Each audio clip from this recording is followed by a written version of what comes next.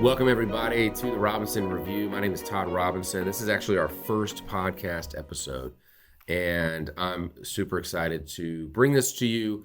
And, as our first episode, I really just want to take the opportunity to kind of introduce myself, give you a little bit of my background, my backstory, tell you what this podcast is going to be about, what you're going to get, what you're going to learn, why you're going to come back and keep listening to it or keep watching it, and what the podcast is not.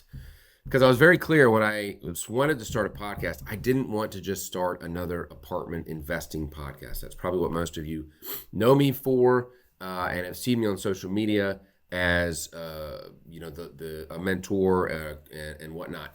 And I want to take this opportunity really to talk more than about just apartment investing. Because if I did a podcast about apartment investing over and over again, it would be monotonous. I would get bored, and I think you as the listener would get bored.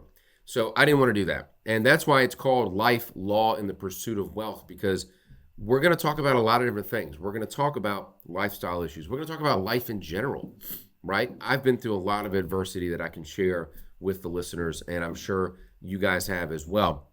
We're going to talk about my legal experience as a commercial real estate lawyer, as the managing partner of my own law firm here in Atlanta, Georgia, and the experience that has led me to the knowledge, rather, that I've gained from being a commercial real estate attorney, and then taking those skills and turning it into really a robust real estate investment company and mentorship community, and why it's so important to have that legal foundation when you are getting into real estate to begin with. And then finally, it's life, law, and the pursuit of wealth. So the pursuit of wealth part is really, what are the wealth building strategies that you need to understand as someone who is interested in building wealth? Now, not everyone is interested in building a legacy, building wealth, building something that will last for a lifetime, for generations, right?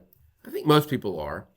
And people who say that they're not, they may be fooling themselves, but I think it's human nature to want to leave a legacy, especially as you get older in life.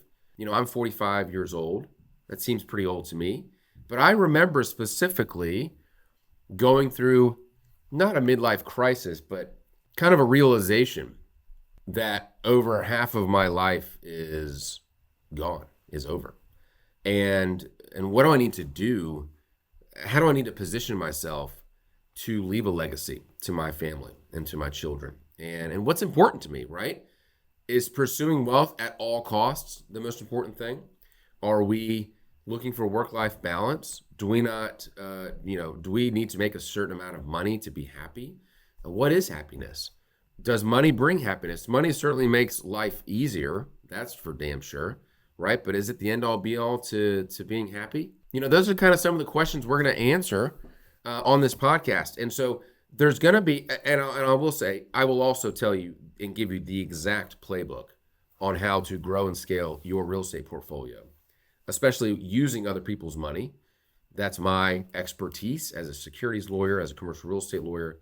And by the way, I'm one of the only, there's a couple of other lawyers out there that can say this, but most lawyers are pretty, they got blinders on. They have one lane, right? They do this and they don't do anything else. And I am not that way. They call me the entrepreneur that just happened to get a law degree. And the reason why that's an important distinction is because when I represent clients, I represent them from beginning to end. So from LOI stage through the PSA, purchase and sale agreement and negotiation stage, through the capital raising stage, and through the securities stage, right? And being able to represent them in the actual raising of the capital, right? And knowing the securities regulations that they need to comply with, right? So very important distinction. And then also, we've got our own title company at the law firm. We handle all of what we call the dirt work. And so we're a one-stop shop for real estate investors. That's what I do at the law firm. And I represent real estate clients really around the world that are investing in U.S.-based real estate.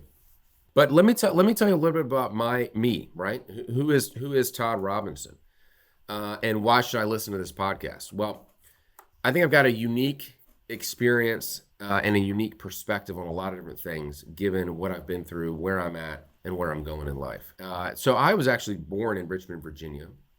Both of my parents are helping professionals, right? My dad has a PhD in psychology.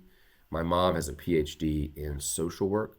So I grew up really thinking I was going to join the helping profession, and I got a bachelor's degree in social work, interestingly enough.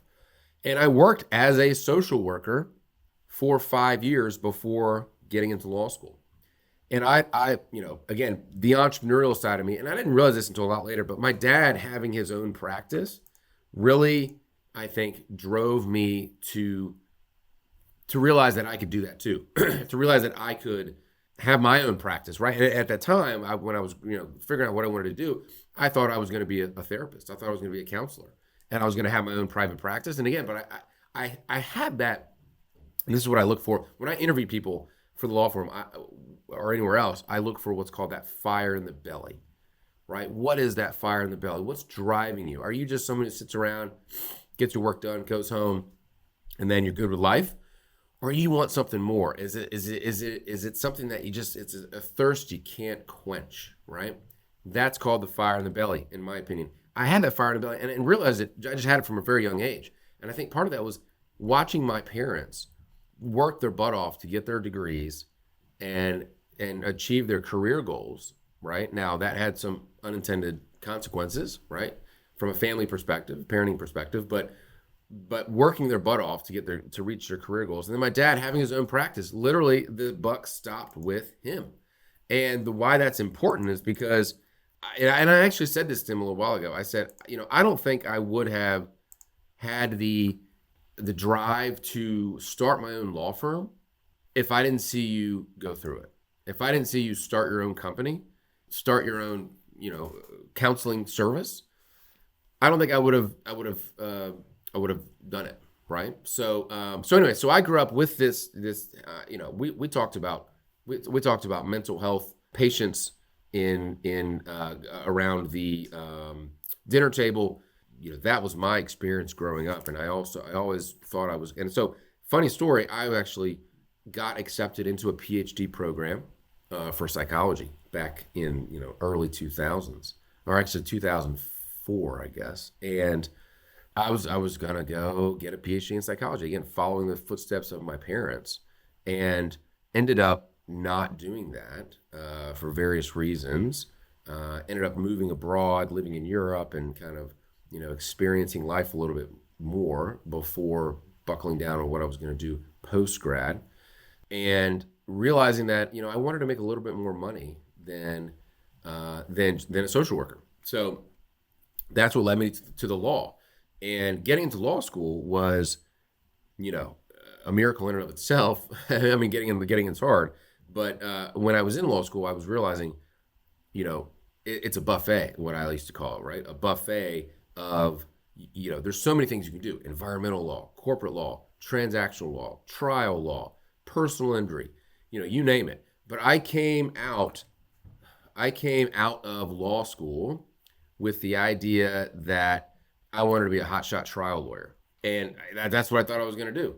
And so I got a law job working as a trial lawyer, right? Business lawyer, and I was, it was at that time, you think, man, you're fighting people, you're in litigation, and it's the coolest thing ever. But it quickly turned into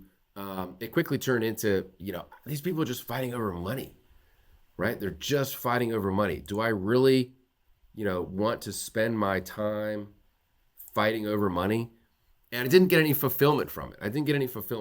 And so I then took a kind of a drastic turn, and not really drastic, I was still in litigation, but I took a drastic turn and worked for insurance defense law. Now, anyone who's out there that knows anything about insurance defense, it's high volume. I was on the defense side, so I was representing medical malpractice cases. I was representing doctors, dentists, and the like, and found that much more interesting, right? Because you're getting into the medicine, you get into the stories of the doctors and the patients, Very interesting, but there was a ceiling. And again, this is the commoditization of the law practice, which happens in a lot of different areas.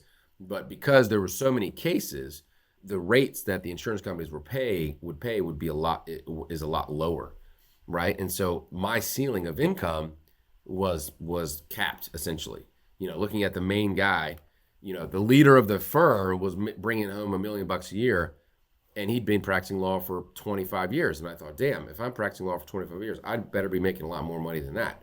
So, but during this time, and this is kind of interesting part of how I developed my transactional practice and my real estate portfolio, is I was, again, from the very beginning, I knew, even when I was in law school, I would meet with other lawyers that I wanted to be like, right? I wanted to just network with them. I wanted to say, hey, what do you do? Tell me, give me some advice, be my mentor. And so that's why even to this day, if someone ever emails me, I'll probably get a ton of emails now that this is out here. But if someone emails me from a law school and says, I want to meet and have coffee with you and pick your brain so I can have a practice like yours, I will take the meeting every time. And that's really because they did it for me. And so I'm going to return the favor. So long story short, when I was at this firm, it's called Hall Booth Smith, a great firm, and I was doing insurance defense work, I realized I wanted to have my own book of business. And so I was constantly on LinkedIn, using social media, using those networks to find clients. And I had some clients. I was representing a hotel investor, and he was getting a loan from a bank. We went to the closing, and I overheard the banker actually ask the lawyer who were at the firm if they knew how to pursue debtors that needed to be, the bank needed to be repaid. I knew how to do that because I worked at a firm that did that. I overheard him, and then that same day I went back on LinkedIn. I found him on LinkedIn. I reached out, cold email, and said, "Hey, great to see you at the closing today. Overheard you talking to this lawyer about this type of work. I do that kind of work. I'd love to just talk to you about it further. See if I always say this. See if we can find some mutually beneficial synergies, right? And why is that important? Because you don't want to just be asking people for work. This applies to lawyers out there that are looking to develop their practice. It also applies to capital, right? You're looking to have capital investors invest with you.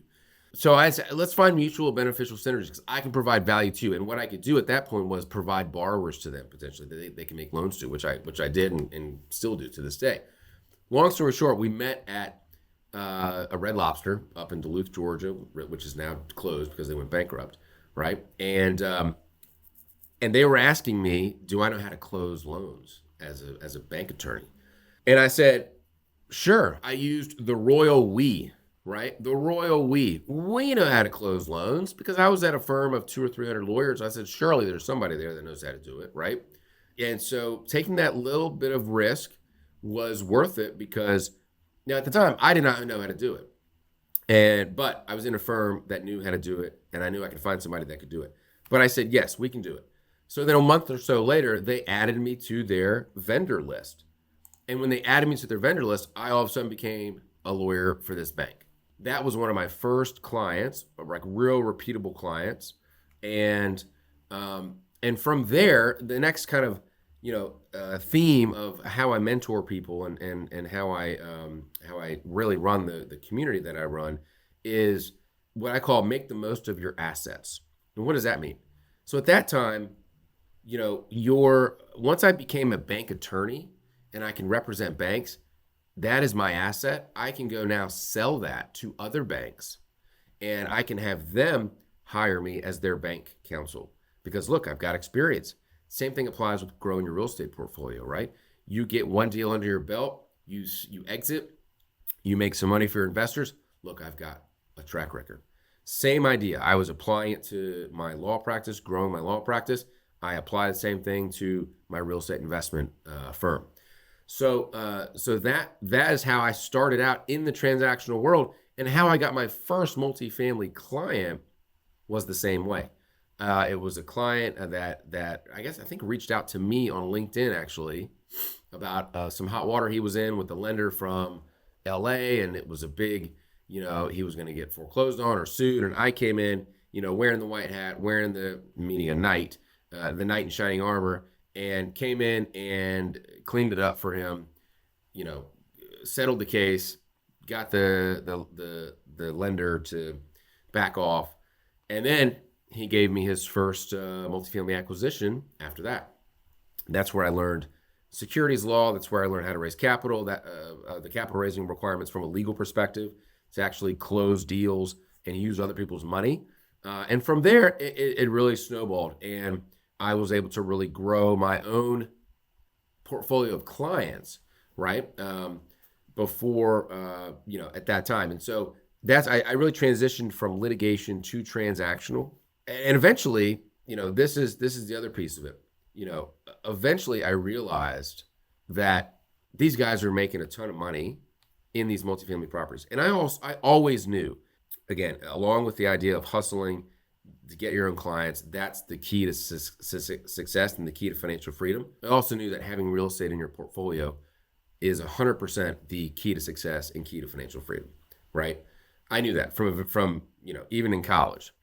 And so seeing these guys, how they buy their portfolio, how they underwrite deals, as much as I was learning, as much as I was representing them in transactions, I was learning from them as well. What works, what doesn't work, what issues are they confronting, how do they talk to their investors?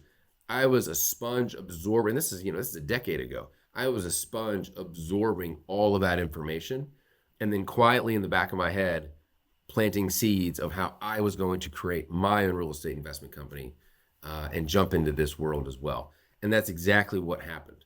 So around 2020, I started investing in real estate, investing in multifamily properties. Again, with my law practice was still booming. I'm going to save my other story for how I got fired from my law firm job for the next episode. So stay tuned for that because it's an interesting story. But again, my first deal was me just putting people together, right? I found a good off-market deal. It was 100 units in Carrollton, Georgia. And I had a client that was an operator and he had some other capital connections. I put all the pieces together. Again, I didn't have any, a significant amount of money at that point. I was running the law firm. I really wasn't running a real estate company yet at that point. And so, but because I was able to piece those people together, I got a sliver of the GP. And that was how that was my first foray into multifamily real estate investing. But even before that, I had some condos, some single family homes, and quickly knew that was not the game to scale, right? Getting into single family homes, $200 or $300 a month of cash flow is not going to get you true financial freedom and true wealth. And so from there, again, making the most of your assets. What did we just talk about? Making the most of your assets. Once I had that real estate portfolio that feather in my cap, I was then able to quietly build other relationships and other connections to get me to a place where, hey, if a deal crosses my desk, I can connect these people with capital, I can connect them with operators, and then I can jump in and get a piece of these deals as well. So that's how I quietly built my own portfolio. And now to the point where I'm now actively operating a lot of these deals, and I've got people under me that are operating them for me. But I am the lead GP on all of my own portfolio, except for maybe one or two, where I'm actively running these deals. And again, it snowballed from there.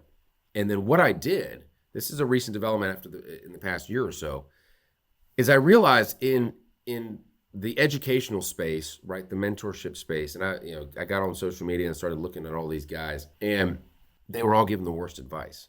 They were literally the worst advice on how to raise capital, how to structure deals, how to talk to investors, violating securities laws left and right, violating lending laws, not understanding the difference between debt and equity, playing what we call fast and loose with the law when it comes to draws from lenders and doing double closings and things like that. And realizing that there was not a true leader out there in the multifamily educational space that also had the legal background and the legal degree to back it up. That's where I came in. And really it was organically created because I had existing clients and just colleagues that I knew that said, hey, you should really get into the educational space because the way you teach it is very relatable, number one. And number two, you have the legal expertise. So a lot of these gurus out there, they're not, none of them are lawyers. I don't think any of them are. And so if you join a program and you've got to go close a deal, well, guess what? I don't know how to do that. Go talk to a lawyer. And so that, I'm basically eliminating that step by having the law firm and having the educational space to mentor emerging sponsors on how to grow and scale their real estate portfolio. So that is how Multifamily Deal Makers was born. And again, that's my community, and that's my mentorship community. We have an inner circle of hundreds of investors that are buying deals, partnering with each other, providing key principles, which we'll talk about on another episode, sourcing deals. We have hustlers in there, guys that are in a W-2, but they want to get out and they are hustling, finding deals. And guess what? We're putting them on GP teams, creating that ecosystem so that they can get their first deal and build that very important track record, right? That's a huge piece. So what's coming next in this journey of mine of this podcast, which I'm really excited about. There's going to be a lot of just kind of self-talking videos or talking me videos and episodes of me spitting game, giving value of how to do certain things, right?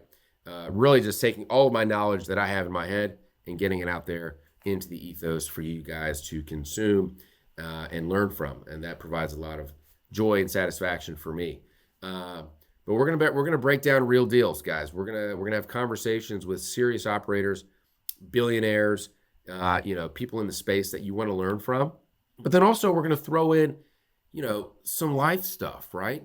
How important is sobriety or discipline, right? How do we deal with marriage issues, right?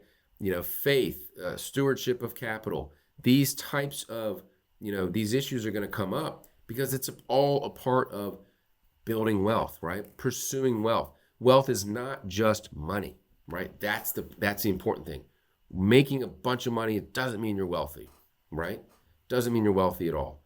So you have to have that holistic, rounded picture of what does it mean to be truly wealthy. And there's some parts of it that I fall short on. I'll be the first to admit I need help with certain things, and we'll talk about that. But this is a place where you want to come back to if you need to figure out, you want to learn from people, you want to learn capital raising, you want to learn how to manage risk, you want to learn the legal blind spots that investors, they miss all the time.